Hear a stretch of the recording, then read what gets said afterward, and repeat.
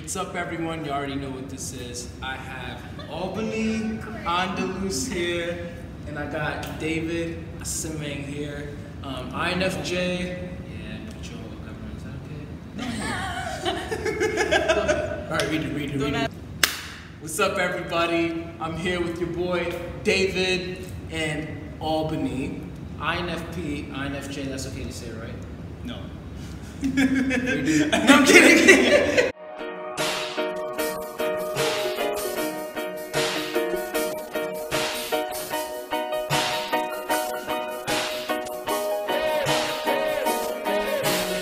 Part 2 of the video that I put out, what was that, last year? Where I was comparing the INFJ and the INFP. If you guys haven't seen that video, you should go check it out. There's probably a little white blurb thing like pulling up right now to link you to the video. And in that video, I differentiated the differences. I differentiated INFP and the INFJ type. I'm an ENFJ, but yeah.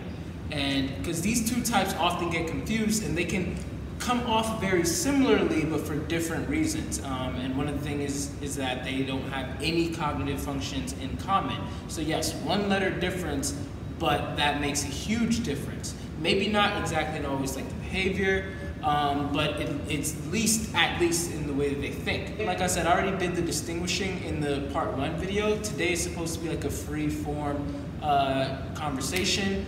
And I'm gonna be asking them some questions, and you're just literally gonna watch us like discuss a few things.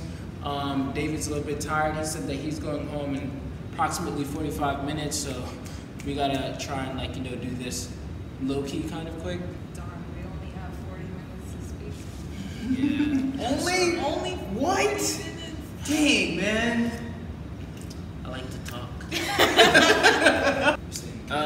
Don't look at me any type of weird. We're in a gym right now, so I might be using this this weight right here just because I figured I might as well.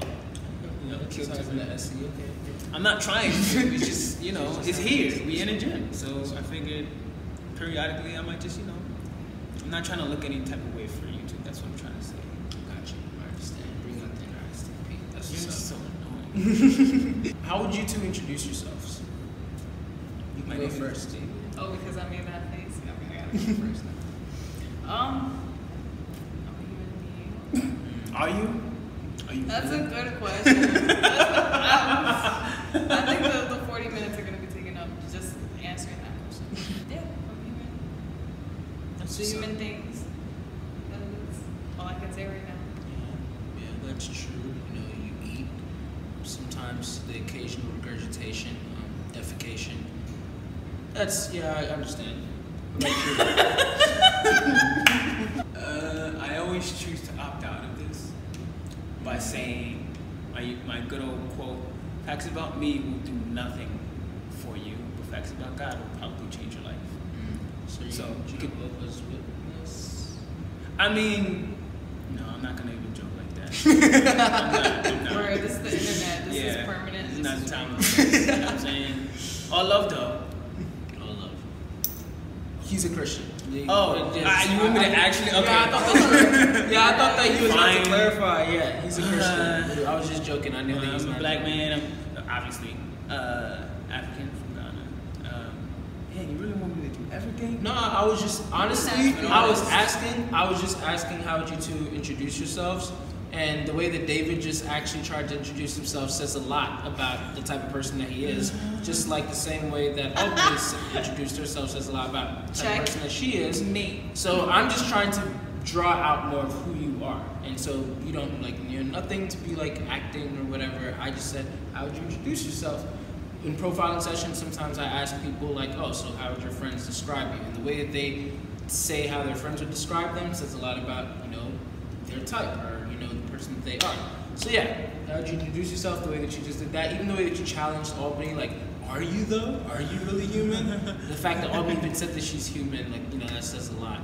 Based off of what you stated in your personality, I like to take that and also elaborate on my description more than just a human. Dominican Ecuadorian artist, and I'm a non-denominational spiritualist. Show them the pants. Show them the pants, so you know. Yeah, and today is actually the first day that these two are meeting in person. On a serious note, I've known Albany 4 years. Like, not 4 years, I mean like 4 years. We were like this in high school. And then David, we already know that we go literally over 2 decades. Like since we were 2 years old, pictures of us since we were 2 years old. But today, despite, I'm just to view, but today despite, you know, me using them both as examples in the part 1 video, they had never met in person. They followed each other on Instagram and everything, but today's the first time they met in person. We had a lot of interesting conversations. One of them that I'm gonna actually bring up. What have you identified today about Albany? Because you did ask like a lot of questions, so how would you, now instead of us describing ourselves, you're describing her? There are already so many mirrors in the room, I didn't know. I like that he asked that because that means he knows I've been analyzing. She definitely has multiple depths, and I say multiple because usually people have depth to them in terms of like being able to have different layers to themselves, but she has different sets of layers. So for example, on her Instagram, she definitely seems more mystified and more mysterious and much more vague, as opposed to in person, where she seems much more personable, and yet she still has things that are still still make you curious. However, she is able to break them down in a palatable manner so that you're able to understand her much easier, as opposed to how you would through the written word. That's interesting. Yeah. And what have you identified about David? What have I? He really likes to test people. That's all I. No, but like he likes to like push. Yeah. Just kind of like I feel like you like to test boundaries, sort of. But like so like the boundaries that somebody establishes for themselves, and they like, oh, like, so you said this, or and also like testing trying to trace back people's like contradictions in a way. I don't know. I could just this could all be internal. Chatter. Hey, all of this, there's no wrong answers because this is all just completely being yourself.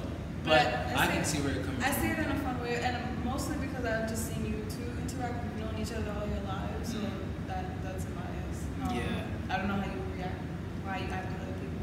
No, he's pretty much the same way. Growing up, people used to say that me and David were like twins, only he was the mean one. And you know how David would respond? Let's do it at the same time. It is what it is. That's pretty much what it is. David was always more of the debater.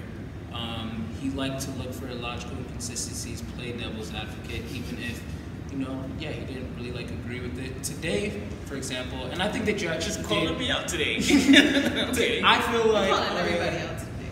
I mean, hey, you're not the only analytical ones here. I just don't make it as clear as I'm, you know. Anyway, one of the questions that came up, and this is what I love about hanging out with people like this. You know, obviously, you guys can tell like I'm just in a happy mood tonight because I'm energized. But tonight, Albany has this beautiful tattoo. Why? No, we're not. Don't put in the comments. Like, what do you? No, this is personal. I mean, That's the wrong hand. Okay. What? Huh? What? Huh? What? Sorry. You see this? Well, Albany has a tattoo. I was asking her, like, hey, like, did all of that hurt when you were getting it? And somehow that turned into a conversation about pain. Do you want to? Okay. Yeah. So boom. She had this hand, right? And you can see that on the hand has a very particular tattoo on it. And she started talking about how painful it was. And then Actually, Denzel asked how. Like, if it hurt, then you responded. Yeah, I said I can't say because like we're two different people like that. Right. And then from there, that's what sparked my intrigue because then I was You like, just sat down.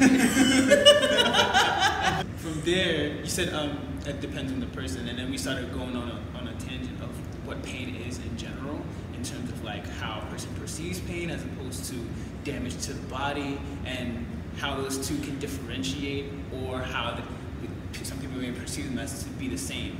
And I knew the answer. I just wanted to talk about it, just because I just wanted to see her mind state in terms of how she perceives pain, how she perceives her own body, and the like.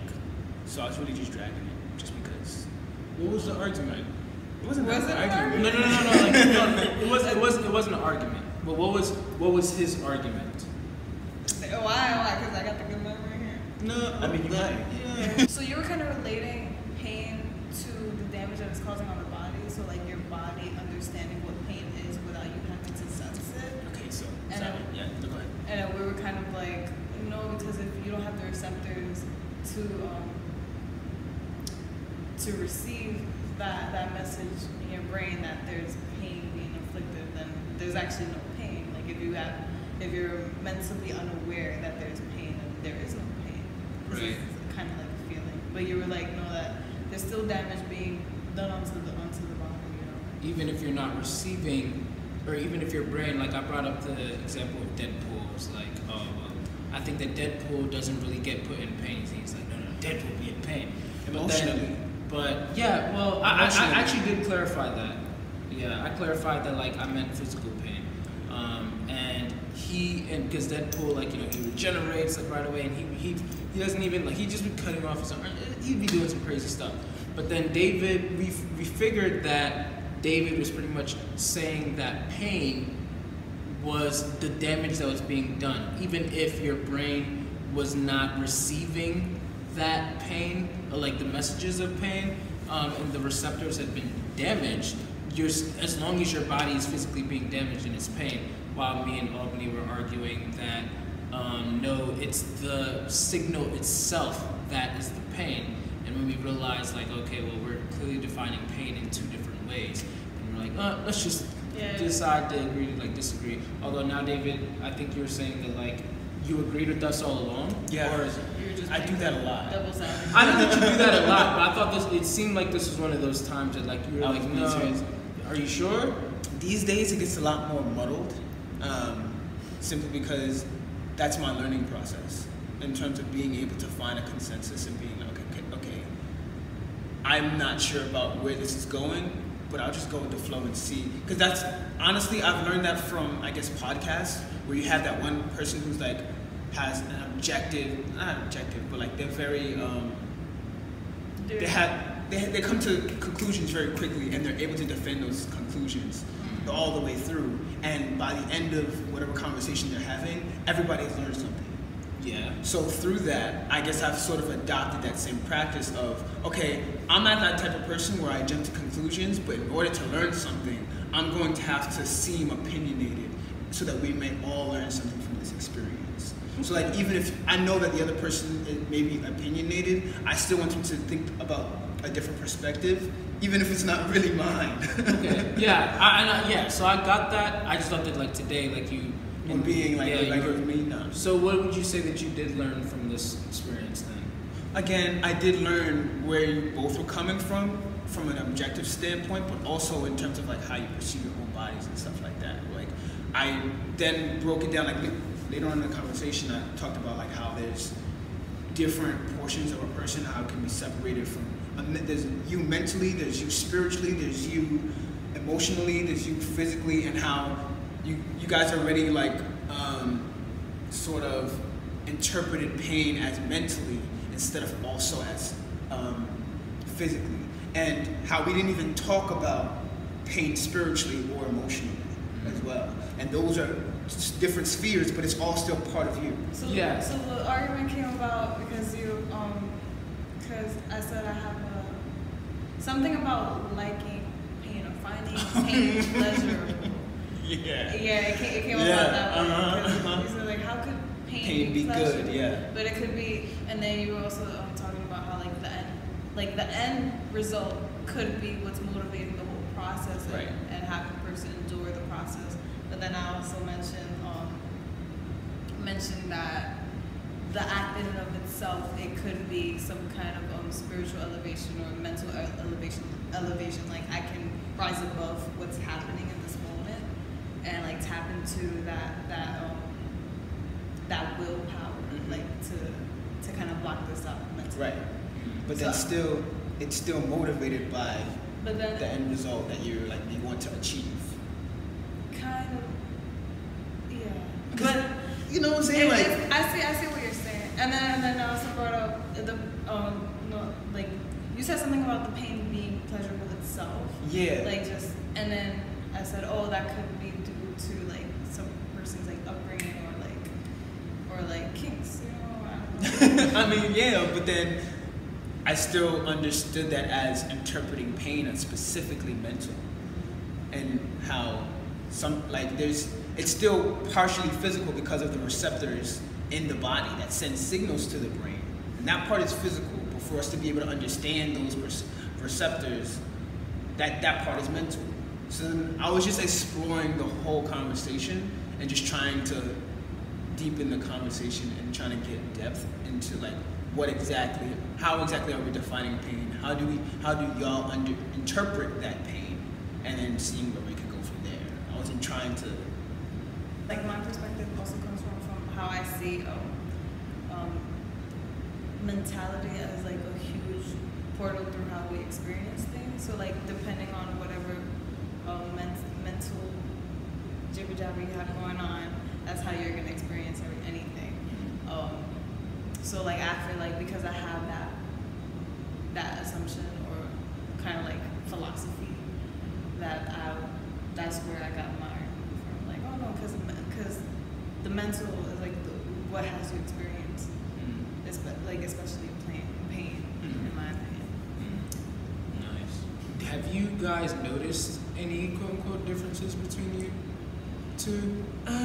She's already a lot more bubbly in person, which I like. Yeah, I'm not so relatable online. No, it's not that. No. I feel like I really am not. Like it's really? Like yo, like it's this bitch in her mind all the time. Like does she ever just like have fun or laugh? You do seem a lot more spacey, like in videos when you're just kind of like being free. It seems like you're just like not in the real world. It seems like you're just like. It seems like you literally have your own little like place, and like you're in a room. And you're either creating some type of art or just being free, and we're all just watching you in this little world. Sometimes you're even naked. It's like, hey, I don't see that stuff. I don't try to put full out nudity because I know that. Because I understand now. Now I understand how that is like will always be misinterpreted.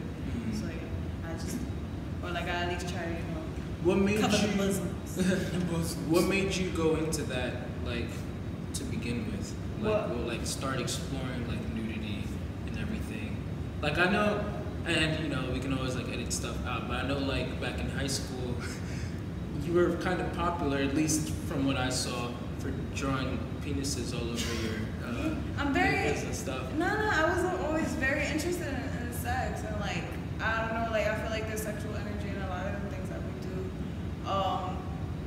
But the body in and of itself, I just find beautiful, and I find that it shows everything that we've been through. It shows these are our only homes. That's how I see it. This is my only true home, and probably because I have that nomadic heart.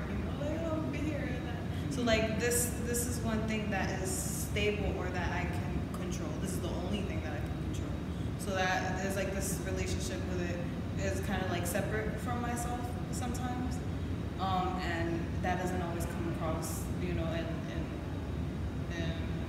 conventional audiences, because most of the time we don't identify with our bodies as separate from our actual souls or actual selves. Interesting. So, yeah. Would you say that you're in tune with your body?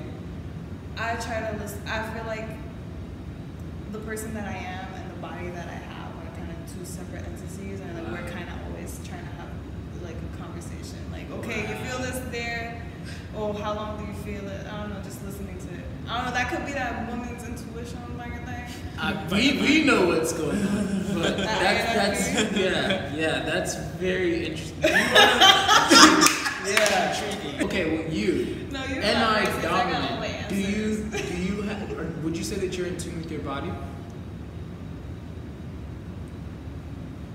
I would say it's much more of a learned behavior rather than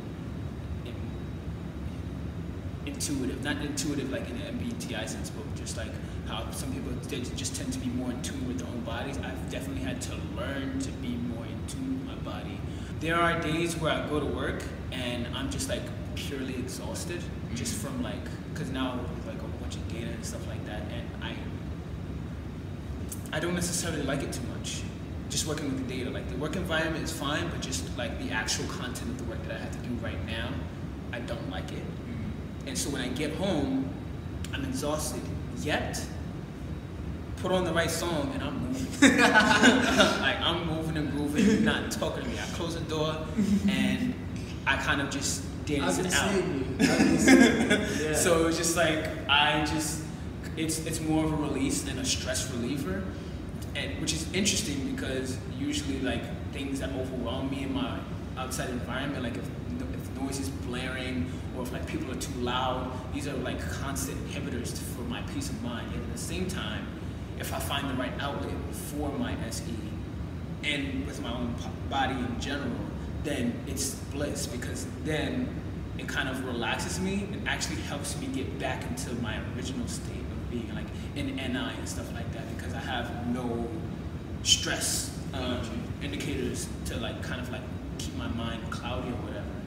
But yeah, I would definitely say to come about more through dance and even through exercise. David's a great dancer. I'm okay. Let me tell y'all, he's a great dancer. He won't say it. But y'all don't realize, well, y'all probably do realize, he gasses everything. Actually, I don't. I You really been gassing don't. her all day. Not that it wasn't, But the thing is, but it's genuine. And it's nobody like, saying it's not genuine. I'm not saying I it's think not it's genuine. true. I think it's true. I think what I do is I put a spotlight on things that are actually like good. So because I like being credible. First of all, David is very, very critical. So It's not true. Okay, no, yeah, okay, fine. It's Fine. It's not a bad thing. Yeah, so yeah, David's very critical, so I'm actually very slow to even suggest movies to him or like overhype it or whatever. And because I always try and get to the perspective like other people. But I'm positive, looking at my audience, thinking my audience, if they were to see you dance, that they would agree that you are a good dancer. You might not think that of yourself, but they would agree. So if me telling them that is, oh, David would be a great dancer, and I just put a spotlight on it, I don't really see that much as like gassing it, because it's not like hollow flattery. In the same sense of whatever things I had said to you today, I may have put a spotlight on it, I brought attention to it, but it's not like, oh, I'm just trying to like get something, or I'm just throwing hollow flattery out there. It's true. It's just that maybe somebody else wouldn't have said it, but I chose to put a spotlight on it. I feel like you're always coming from a genuine place. Thank you. You know, I feel like it's because of like one's own resistance to whatever like their own like spotlight is. You know, so you just try to emphasize that. You know, well we probably sleeping on ourselves. You know. And I think that's how I became a life coach to begin Yeah. with. But yo, you got this. Do you see this inside you? No, man. Because a lot of No, like look at this. I see this such a great thing. A lot of times we resist like those qualities in ourselves. Yeah. We need people like that, so that's gonna drag shit. I wasn't trying to say it was hollow. I don't think that.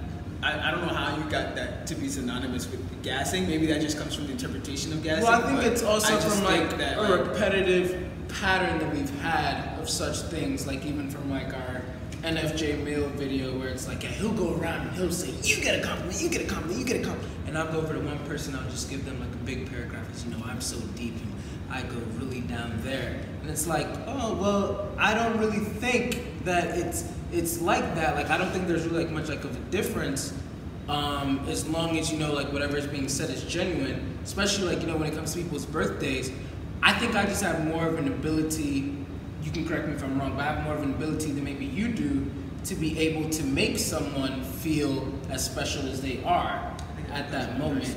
And it might, it depends on maybe like how well I'm able to know the person. Yeah. But at the same time, like I will never say anything that I do not mean. If you can't sing, I'm not telling you that you can sing. If you can't dance, I'm not gonna tell you that you can dance. You know, I'm not that type of person. I will always find a way to finesse. I'll always find a loophole, avoid the question, stuff like that. Yeah. Lengua mime. We need subtitles right Lingua mime. Yeah, I'm gonna put the subtitle there. Define what that is. Lingua mime. Actually, I don't even know the actual translation for lingua We'll mime. find out. They gonna know. We could, you know. Yeah, do the thing. Lengua mime, Spanish or Dominicanish. But and then there's also muelu. So muela in Spanish means gums. So like we in the DR we say muelu when somebody does a lot of this, you know. No? Alright. Yeah. Would you say that you're in tune with your feelings? Oh hell yeah. How would you define that relationship? Right now, I'm at a. Before I used to like identify really strongly with my feelings, because like feelings are valid, but I feel like they say less about like the actual situation you're in. You feel like. I'm just kidding. I know. I'm just kidding. I always pick that out too. That was a David moment. I'm sorry. Continue. I mean, and then I think that, and I think that I'm sorry. I thought that was gonna happen. I was like, dang, I just couldn't resist. No, I think that that our feelings in certain situations say more about how like our feelings come about like inside of us than what they actually have to do with the situation. Well, pretty much like, oh, what you say about me has more to do with Got you. how you feel about me than how I actually am. So that kind of situation. Got you. Okay, so then in that case, how about how other people may feel towards you? What about it? Like, so in the same way, like if you said like if somebody might feel some way towards you, it's like, oh, well, that's kind of like how you feel. But like that says more about how you feel. You know, that says more about like how you may think about me. Do you think that way, like the way they may feel towards you, might be able to influence you in any way, or is it like totally separate because that's how they feel about me? Do you get what I'm saying? It depends on the situation. Like if they have like a validity around that feeling, if it's not just like I'm just feeling this to feel this because I'm convincing myself that you are this way when I really don't know you. Like if then that's not my responsibility. But like if there's an actual like relationship between us and like there's something that I can do that seems reasonable, that seems possible, that seems like okay, it makes sense why I would make that adjustment. If like you see things in a different way and I value this relationship, then you know kind of like the Yeah, true. How would you say that you relate to your feelings? There's two questions that Monica asks me every day. as babe. One, how was your day? Two, how are you feeling? I hate these questions. You said what? I hate these questions because I don't be thinking about them. I don't be thinking about them. I just be moving about my day. Really? Wait. Wow. First, why did you? No, you finish first. Finish. We're gonna put a pin in that. Because I never think about it, and I always have to wait 5 minutes. Like she won't let the conversation continue without me answering the question, and it frustrates the hell out of me. Yeah. So these things aren't what I think about. But if you were to ask me what I've been thinking about recently, that's when you get me talking. Because I have a whole bunch of things that I've been considering. I have a whole bunch of things that I've learned each day that I'll be like, okay, have a seat for the talk. Yeah. You know what I'm saying? Where it's just like, if you ask me a question, like a provocative question in terms of like a specific topic, or it could be like, for example, a parable or something like that, How you feel about then I can bring those up on my own. Yeah. Like it's just stuff that I've been thinking about, or like questions that I can't quite answer. If you give me a question that's hard to answer, we're set. Like we're going. Yeah. And then I'll even get back to you later on in the day just to like catch up and see if we can explore different areas of that one thing. Yeah. But, I relate to everything that you just said. Completely. You don't like that question? No, I relate to certain things that you said too, like that. Like how was like your that, day? No, I mean not so much now, but that whole. How are you feeling? No. What you just said right now, where you asked me a hard question, and then that we can jab at. Yeah, I really like that. Gotcha. It was mainly in like romantic relationships. relationships. Got some mileage. But in romantic relationships, like at that time, I had not done emotional work that I have done now. So I'm more in tune with myself now. Like this is developed like intuition. Like I had to work, to like pass. I had to learn from things that I went through, and then I don't know. But when my partner would ask me, "How are you feeling?" and there were like some inadequacies I felt like with myself, then like I hated that question, because then like this is how I feel right now. Like I feel like I'm like kind of worthless at that point, or like I feel like I don't really have anything to say. Like can we not like does it really matter? Or like I'm cool but it would be mostly in the situations when I didn't feel so well, and then they would ask why, because I would be like I don't know. Like when you think of the male brain and the female brain, I know we are in this like gender fluid thing right now in history, but when you, like traditionally like masculine and feminine, like I felt like I was a lot in like that masculine mentality, and like the partners that I had, like they were actually very fluid, very like I had to say feminine, even though they were males, like they were like feminine, or like, and I was always like I don't want to talk about my feelings, but I've developed into that now. Wow. Yeah. Wow, that's cool. Have you always like at least like been in tune with those feelings? It's just that you didn't want to express them, you didn't want to talk about them. That's kind of they would come out in involuntary ways. Yeah, and it wasn't until I was like, okay, like I'm seeing like these are causing problems in my life. Maybe I should acknowledge them. Gotcha. Okay. So next question: what do you guys usually do during your alone time? It depends on the day, fam. Either I'm reading, most often I'm drawing. What type of things do you read, by the way? I like to read and reread the parables of Jesus. Nice. Usually in the morning. What are the parables about? The one I'm reading right now is actually about Matthew 22. So Jesus talking about people going to he likened the kingdom of heaven to like a wedding or whatever, right? And he's inviting all these people there, but then the servants that he sent, those people that were supposed to be invited, they ended up killing the servants.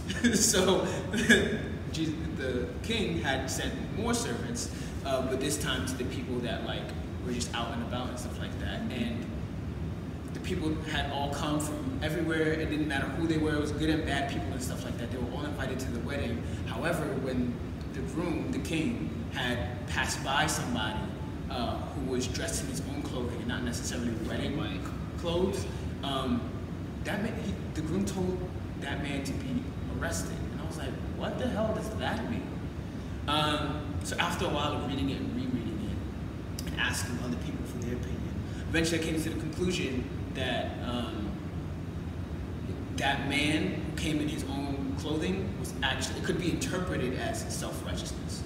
And God doesn't like that type of stuff. He doesn't like people who think that because of their own merit, they deserve to be, they deserve to have a certain ranking, or they deserve to be considered like good enough on their own. Kind of like they're entitled in a way. Basically, entitled because of their own actions and saying, because I've done this and this and this, I deserve to be where I'm at type of stuff. You don't play that. Yeah, pretty much. So there's a lot more stuff that I want to get into, but it's not for that. So the parables, like they're like stories? Yes, they're stories, but they're abstract, so you have to like kind of parse them. What isn't abstract in the Bible? Actually, there's a lot of detail-oriented stuff in the Bible. It depends on the writer. Like the Bible had like 40 different writers, which is crazy because they all were in line with like the same like mindsets like throughout. So that's like one of the crazy things about the Bible, like to have 40 different writers over like hundreds of years, and they all were like, yup. So it's almost as if a certain spirit had kind of influenced the whole entire way. A ghostwriter, pretty much. But yeah, like the parables of Jesus are like great. I'm either reading stuff like that, or researching something random. Usually drawing and researching for art, but also just for other things as well. I love to play chess.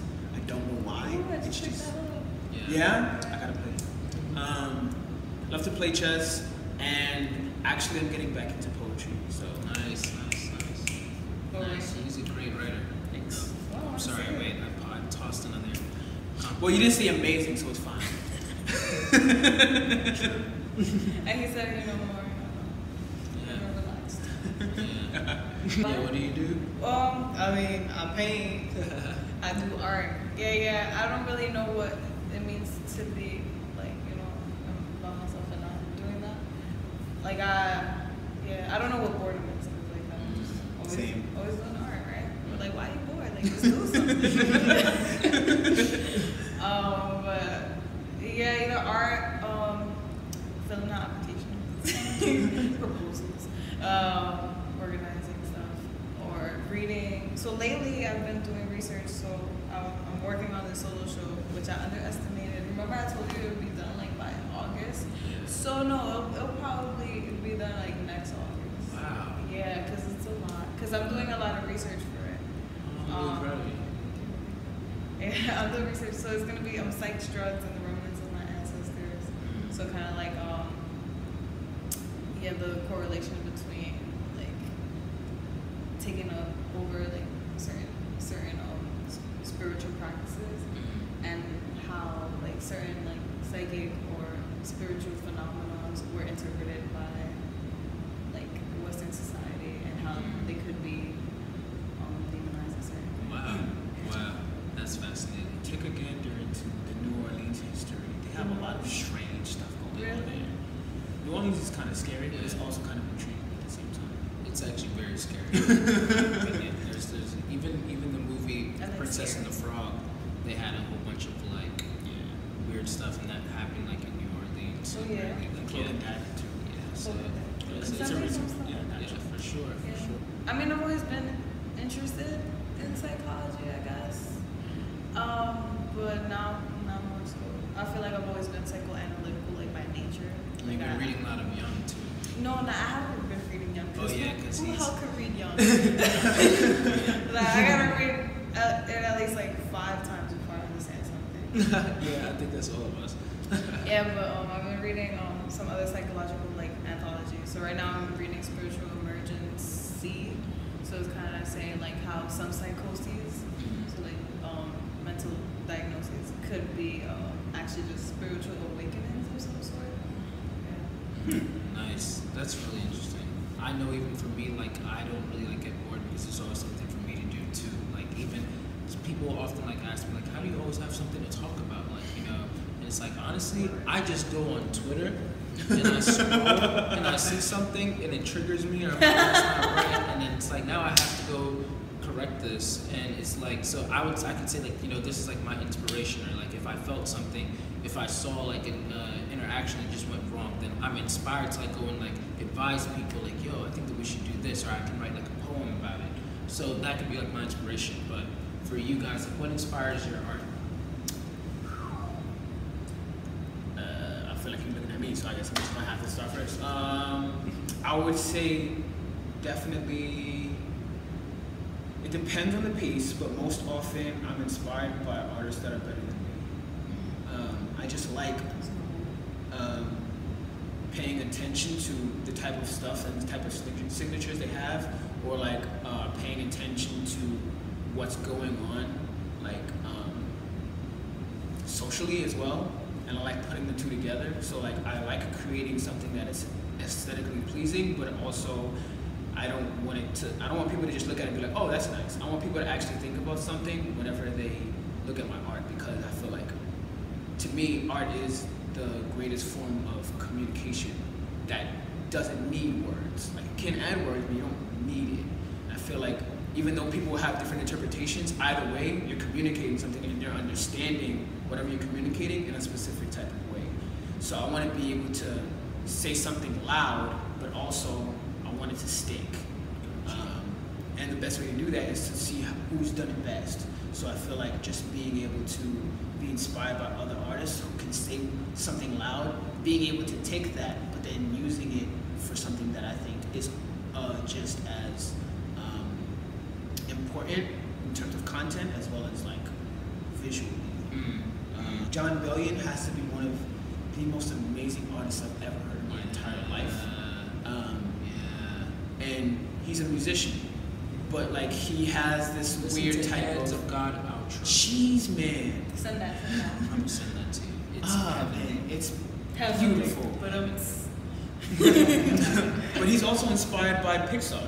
Like all types. He's actually like watched and studied and researched all Pixar movies back to back to back before he did like any type of album and stuff like that. So like it's a more of like a hand in hand kind of thing.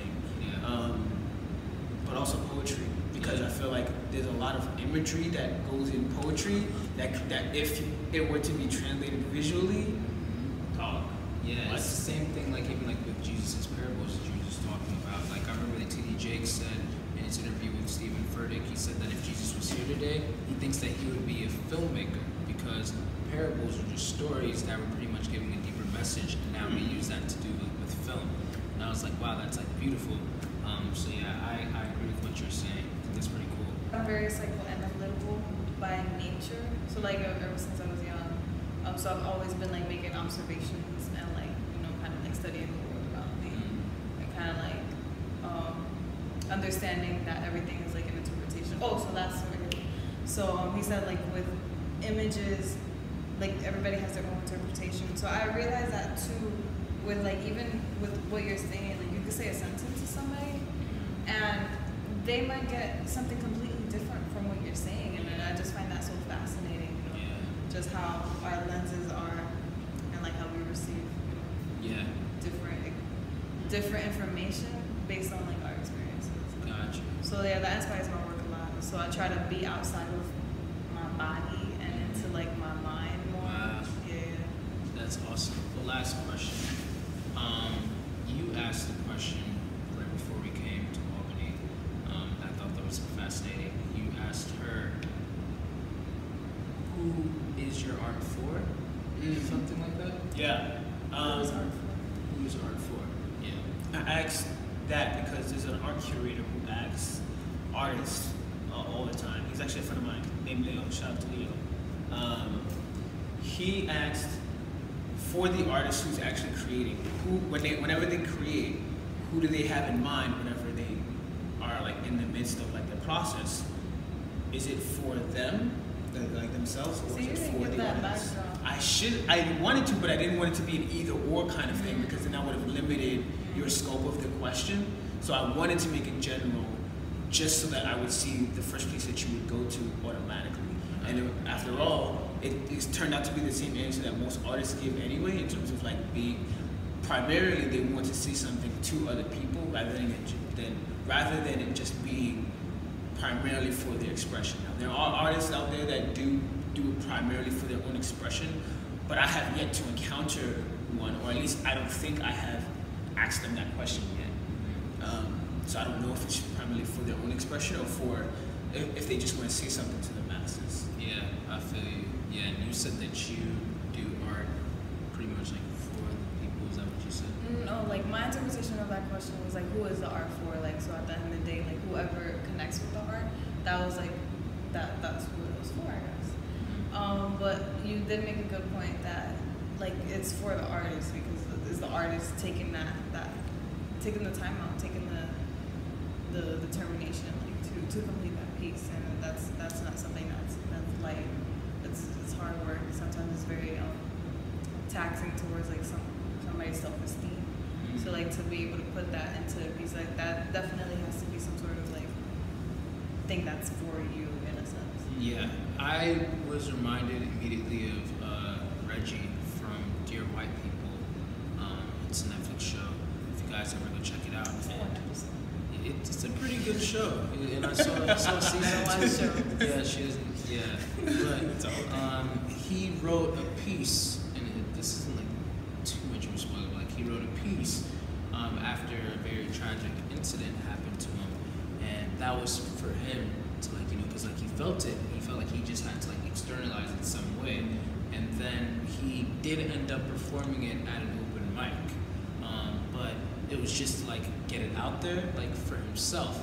However, someone, like one of his friends was trying, like she had a radio show, and she was trying to get him like, oh, we need to put this on the radio, like, you know, like this is a message that the world needs to hear, which, you know, like I understand, you know, when it comes from that, like, yeah, it's art, but it's like, yo, like if more people heard this type of message, then it could change lives. But then at the same time, he said like, my poetry is not your platform, and he was pretty much like saying like, he said my pain is not your platform.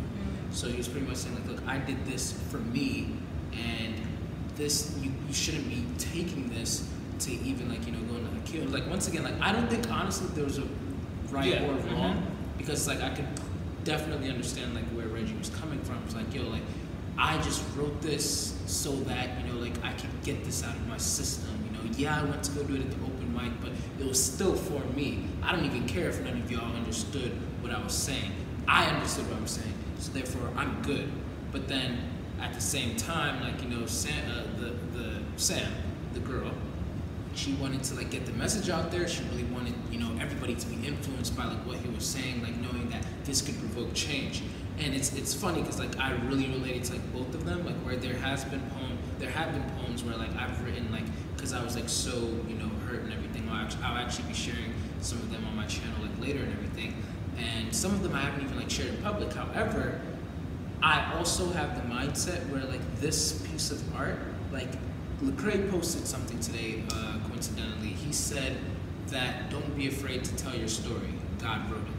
I was like, wow. Like, and so things that have happened to me that have influenced me to do the pieces of art that I do, I should not be like, you know, I shouldn't like keep it to myself. Like Maya Angelou once said that everything you learn, teach, you know, like, and it's like, I guess that's what I do like on my channel. Like, you know, you don't ever want to just like hoard all of the information. And Bishop T.D. Jakes was also talking about that too. Like there's a lot of people who they never want to teach you how to fly, like how to get into the airplane. This is like second part of like a whole metaphor that he gave. But pretty much like he was going for like, you know, the inspirational aspect. But at the same time, once again, I can understand why somebody would be like, yo, like, but this is like private to me. I just wrote this like for myself. And so yeah, once again, there's not really like a right or wrong, but it was just something that I thought that was like interesting to like bring up and ask you guys about. But yeah, thank you for being in my video today. Yeah, I know we could have went on forever. Yeah. But thanks a lot for like being in my video today. Do y'all have like any last words, whether to each other, to like people on my channel? Nice match. Done.